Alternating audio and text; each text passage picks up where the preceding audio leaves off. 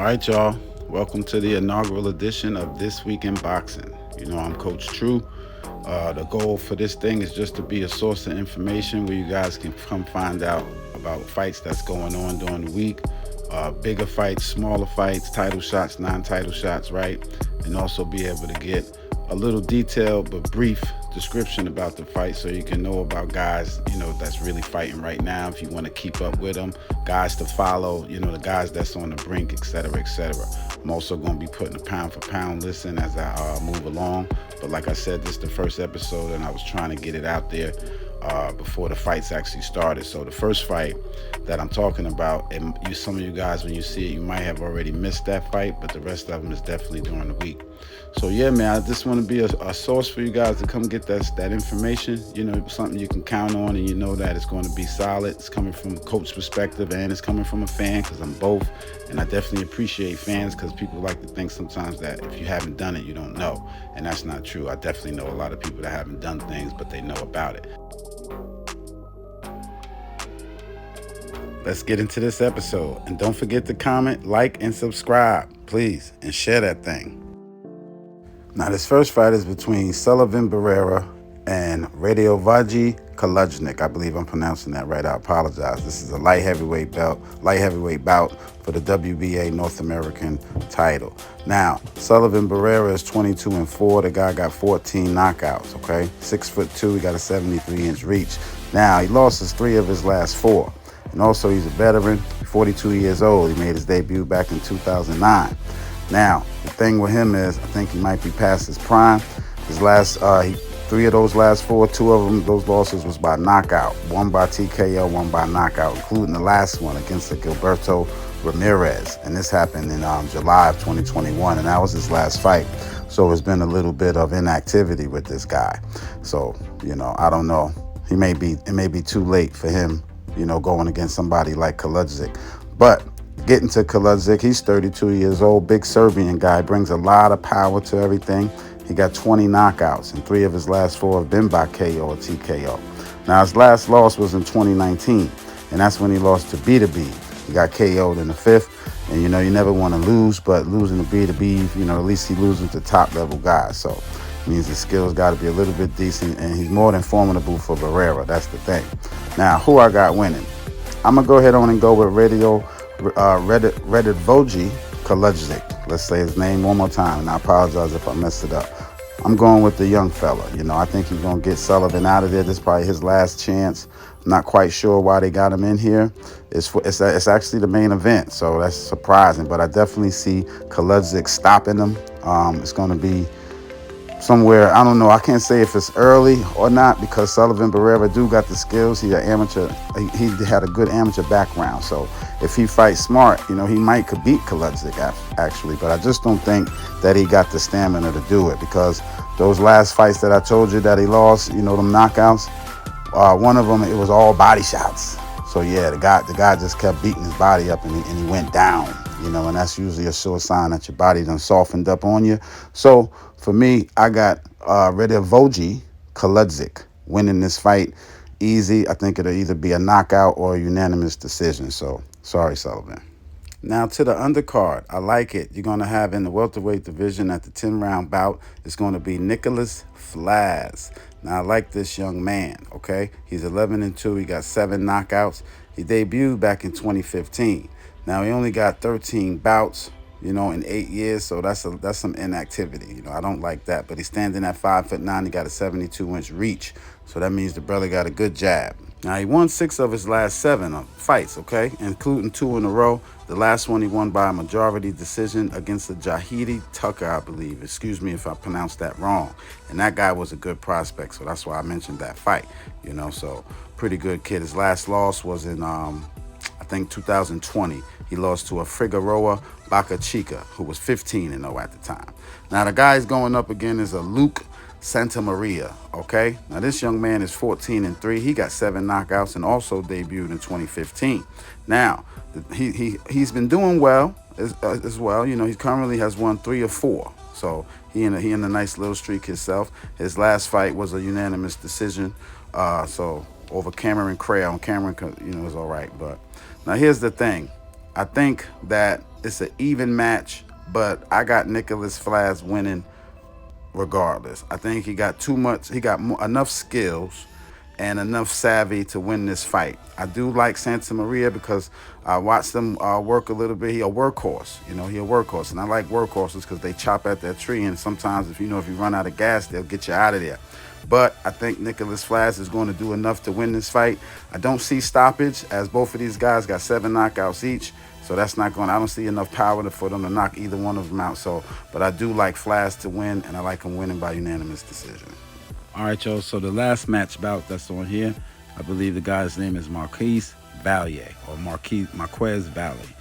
Either way, he's 25 years old, 10-0 with 7 knockouts. Now he's a super welterweight. He debuted in 2020. He won his last fight, unanimous decision over Farid Ngoga, who was 10-0. That's why I mentioned that he was a decent prospect. Now, the guy got good skill and decent power, has 7 knockouts in 10 fights to show you, but it's early, so he's lots of raw talent. Now, I'm looking to see him make a big step. I was looking at some of the guys he's fought. It's not a lot of dogs in there, so we want to see what's going on. Now, he got 10 fights in 3 years, so, he could be fighting a little more active, so that's what we want to see. Now, the man that he's going up against, I like him, Raul Garcia. Now, this guy, 25 years old as well, and he debuted in 2021. But he has 14 fights, so he's been active. Now, he did lose his last fight. That's okay, to a Leonardo Ruiz. That guy was 12-0. It was a split decision, and it was close. But prior to that fight, his last 5, 4 of them ended by KO or TKO. He hadn't stopped the guy. So this is a very good match because I think Garcia's a dog. And he got a lot of skill, a lot of power, and he definitely primed for the upset, Now, the winner of this fight will definitely be pushed into the contender, and the loser will have to rebuild. So this is a big test for both of these guys, partly because they both 25 years old, and they don't got that many fights, and, if you never heard of them, that means they got to get after it, because this is about selling tickets. So this is a big fight for the both of them. So definitely looking to make an impact. Now, who I think will win, I like Raul Garcia. I got to tell you, I think he might be too much for Mr. Valier, and I think that he's going to win unanimous decision, and he might stop him. So that's what I think, y'all. All right, y'all. My next fight is March 13th, same day. This one is going to be at the Wynn Entertainment Center in Wollongong, Australia. It's going to be a great matchup in the super bantamweight division between Sam Goodman and Mark Sleeves. I believe I'm pronouncing that right. Now, Goodman enters the ring undefeated, winning his last fight against a guy named Zong Lu, who was 19-0, by the way. Goodman is 17-0 with 7 knockouts, 25 years old. He made his debut back in 2018. Got 121 rounds of experience, so the guy's been active. He's currently ranked number 1 by the WBO and the IBF, number 4 by the Ring, and 7 by WBC, so the kid's definitely solid. Not a lot of power, though, as 6 of his last 7 have gone the distance. So, that goes for that. But he's going up against Mark Sleeves, a.k.a. the Magic Man. Now, Sleeves, 13-2, 9 knockouts. Not a bad record at all, won his last fight. I forgot the guy's name, but he definitely won by a knockout.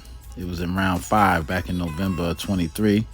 On another note, both of these boys are from Australia, so they got a lot of animosity, real animosity. Yeah, it was a lot of back and forth, leading up to this fight. A lot of name calling, pushing and shoving.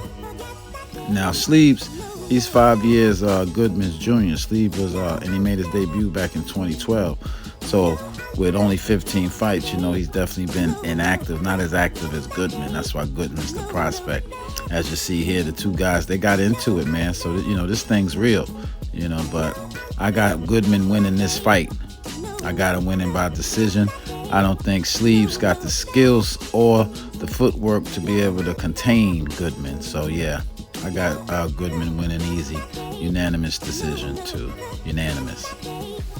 Now, the next fight is a middleweight bout. You're going to be having Isaac, the head splitter, Hardman, going up against Endry El Chino Saavedra. Now, like Hardman, he's 15-2. He got 13 knockouts. Another Australian boy fighting out of Queensland. He won his last fight via TKO versus Troy Coleman, who was 12-2. Stopped that boy in the 5th round. Now, other than that, he's only 3-2 in his last 5 fights. So, This is it's not guaranteed. It's in the super bantamweight division. I believe the WBO Oriental super bantamweight title is on the line.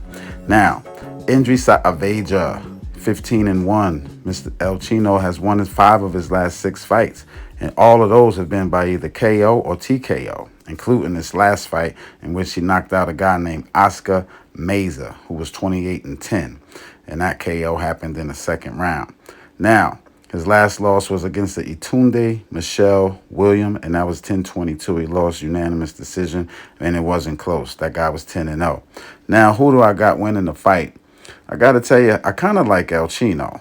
The thing is, I'm not sure. He's a little bit older than Hartman. Hartman's 28, El Chino's 32. Hartman got a little bit more experience. He debuted in 2017. He got 72 rounds. Indri debuted a year later, but got 12 rounds less. So they have been, Hartman's fighting a little bit more frequently, but they both really not working like that. And I can't really tell you who's going to win. I think Hartman might win by decision because he's going to get a hometown decision. But I wouldn't be surprised if Aveja was able to wear him down and get him out of there. The thing is, trying to do that, it's going to be a hyped up crowd. You know, it's a lot of Australian vibes going on there. The fight is in Wollongong, Australia, so yeah, big deal.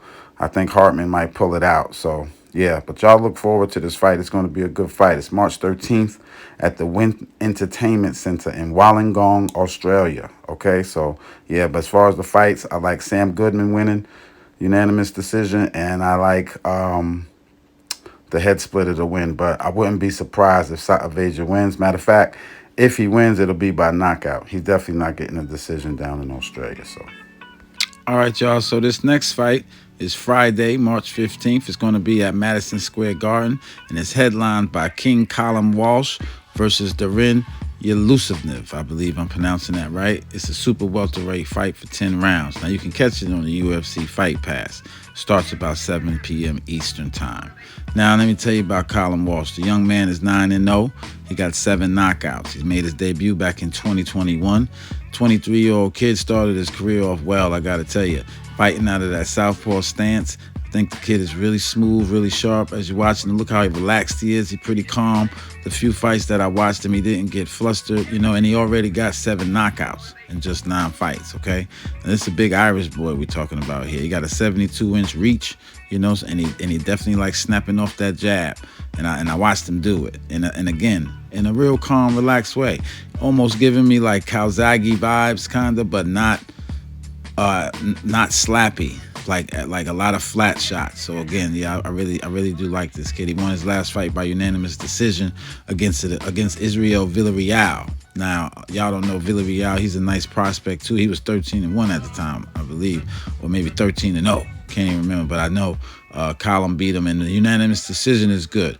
You can't stop everybody, but I thought that was a real good test for him, especially where he's at. They're not playing around. They're not holding him back too much, even though it looks like he's gotten off to a slow start because he made his debut back in 2021, like I said, but it was at the end of 21. So now his opponent, Duren Yusufnev. This guy turned pro back in 2014.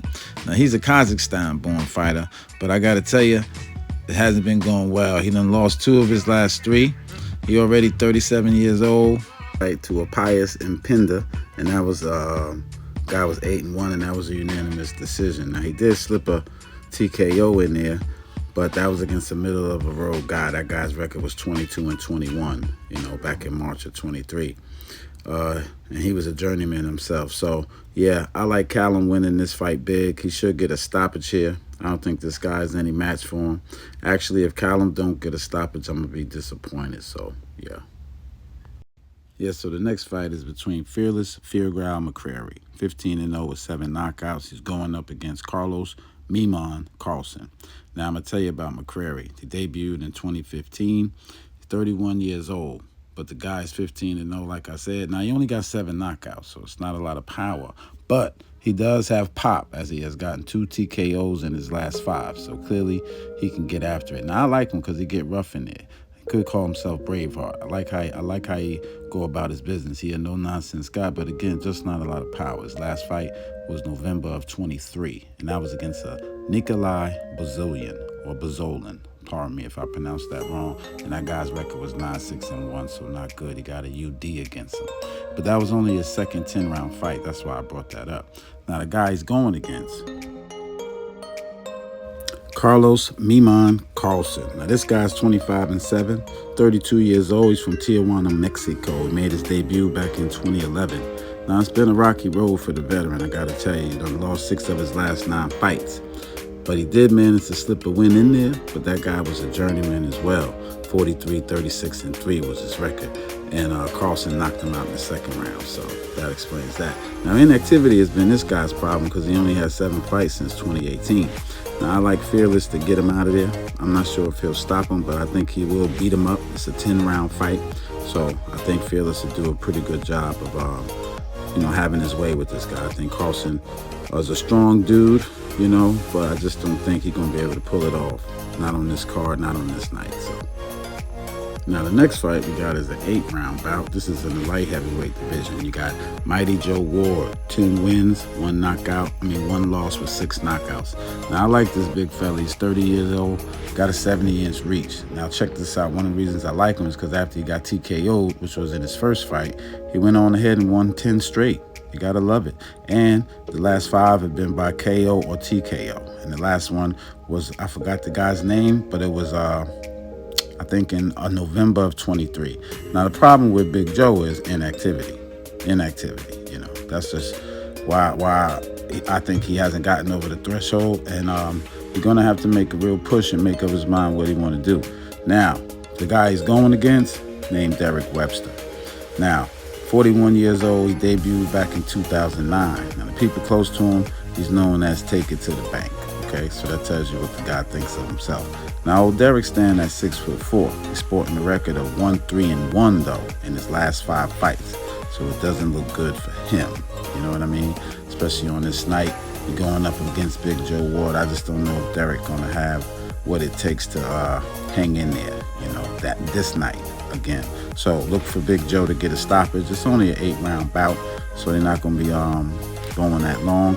And another thing, so you guys know that's not in the know about this stuff, 8 rounds is good, but it's still in that prospect kind of stage. Once you see guys getting 10 to 12 rounds fights, now they're getting ready to either have to make a push or they're gonna have to throw in the towel. So anyway, I like Joe Ward winning this fight. Okay, now the next fight is the super lightweight bout. You got Rishad Mati going against Irving Macias.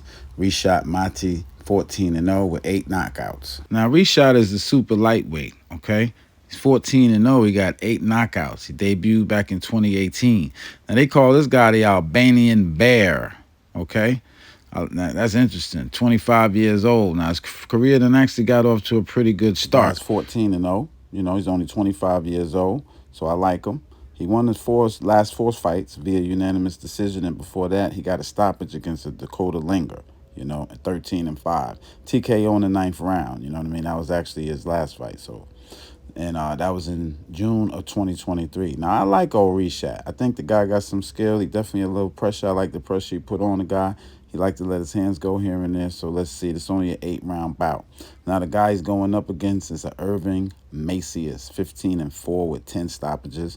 Now this kid is 23 years old, Mexican native, stands 6 feet tall, 72-inch reach. Now he won 5 in a row before losing 2 of his last 3. So he's on a little losing streak, and the losses was against better guys. So that's also a tell sign. One of them by unanimous decision, and one he lost by stoppage against Jose Napoles. So who I like to win this fight? I got to say, I like old Rishad to pull it off. I think he got too much for this kid. It's going to be a good fight. They both got decent power, but I don't see anybody getting stopped. I think it's going to go the distance, but I do like Rishad to win. All right, y'all, this last fight is a super lightweight bout. It's going to be between Seldon against Jose Angulo. And let me tell you about Seldon. He's known as the Hebrew Hammer. Now, he only stands at 5'7", but he got 23 knockouts, and he won his last 6 by either knockout or TKO. And the last one was against a Patrick O'Keefe. That guy was 21-5 with 2 knockouts. So his last loss, his only loss, was in 2017 to a Hughes Ulysses Jr. by unanimous decision. And since then, he's won his last 6, like I said, by KO or TKO. Now, the problem with him, obviously, is inactivity because he only got about 6 fights, you're telling me, between now and 2017, so not good. He's going up against Jose Angulo, 27-year-old Ecuadorian. I think he's overmatched. He does have a 71-inch reach, but I don't think he's going to be able to keep Seldon off him. He TKO'd his last opponent, a Wilson Velicius, I believe, and that was in November 23. But prior to that, he had lost 5 of his last 6 by knockout. You know, he lost 5 of his last 6, and 4 of them was by KO or TKO. So I think they're serving on a plate to this guy. Looks like Seldon should get him out of there. So my picks here, I got Walsh winning, McCrary, Ward, Monty, and Seldon. I believe Walsh and Monty will get knockouts. They should, as well as Mighty Joe Ward. So yeah, that's my picks for this fight. It's going to be Friday, March 15th. Don't forget, Madison Square Garden. You can catch it on the UFC Pass. All right, y'all, last fight of the weekend, Saturday, March 16th. You got William Zapa. He's going to be going up against Maxie Hughes. It's going to be a good fight. Zapa is 29-0. He got 25 knockouts, and I really like this kid, okay? I think this is a potential monster alert. The guy's definitely, I think, going to be a star in boxing. He got good speed, above average skill to me, and real power. Real power. He done stopped 25 guys, so that's real for sure. Now, he's ranked no lower than 5 by all the major belts, so he's right in the mix. That's why I think his time is now, man. He's only 27 years old. He's a southpaw, Mexican boy, chopping at that tree. You know, he got that kind of mentality when he work. He done KO'd his last 2 opponents, so I really think that this is the time for William Zapa. I really like this guy. This is a nice little bout for him. Lightweight bout, 12 rounds, too, for the WBA, IBF lightweight title. It's an eliminator, so they done work their way to this. Now, the guy he's going up against, like I told you, Maxie Hughes. Now, let me tell you about Maxie. Now, I already showed you that he's 26, 6-2, but he only got 5 stoppages, so not a lot of power, no power pretty much at all. But I like him. Australian boy, southpaw. He's been a pro since 2010. Now, most of y'all might remember him from his last fight against Kambosa. I thought he fought well. Actually thought he got out on Kambosa a little bit. Thought Kambosa played a lot of dirty pool in there, using them forearms all up under the boy's throat, kind of pushing him around, trying to bully him a little bit. I thought that was some chump moves. Prior to that, though, Maxie had won his 7 in a row, so that's a big deal for him. But I think it's going to take a lot for him to keep Zapa off him. Zapa's a wild boy. He get after it, strong. Definitely going to be putting a lot of pressure on Maxie. Now, Maxie can use his skills for a long time to try to keep him at bay and potentially not get stopped. But I don't see Maxie winning this at all. I see Zapa winning this fight either by stoppage, TKO. I don't think he'll knock Maxie out. And either that or it's going to be a unanimous decision. So, yeah, Maxie winning this. William Zapa winning this one easy. All right, y'all, this next fight is going to be for the WBA featherweight title. You got Victor Morales, 19-0-1, going up against Ronaldo Nunes. Now, let me tell you about Morales. I like the guy. He made his debut in 2016. He's 26 years old. Career's actually gotten off to a pretty good start record-wise. This would be his biggest test, though. His last 3 opponents combined 32 losses, so not good. Now, that's the problem with padding your record sometimes and fighting a lot of guys that's not really ready. Because this guy going up against Ronaldo Nunes, I've been watching him. This guy's the truth to me. I like him, man. Known as the Twist. This young man has really been tearing shit up down there in that division. He debuted in 2018. He fights really good at a nice, good pace. Lots of power, lots of intensity, so I know he's going to be ready. He's 24 years old, the boy from the Dominican Republic. He's a really, really decent fighter. I like him. I think this is his chance to shine. I really believe that. Now, his last fight, he beat a tough dude. I think the guy's name was Christian Barrera, I think it was, and he won by unanimous decision. That was in April of 23, so about a year ago, which I don't like. I like more activity, but who I see winning this fight, I got to tell you, I like Ronaldo winning, man, either by unanimous decision or maybe even a stoppage. Now, I'm surprised that this bout is only a 10-round bout, so that lets me know it might not actually be for that title. It could just be the eliminator as opposed to getting to the next level, so that's what it is. I don't think it definitely may be that. So don't hold me to that. But as far as the win, hold me to that. I definitely like Nunes winning, either by unanimous decision, big, or stoppage.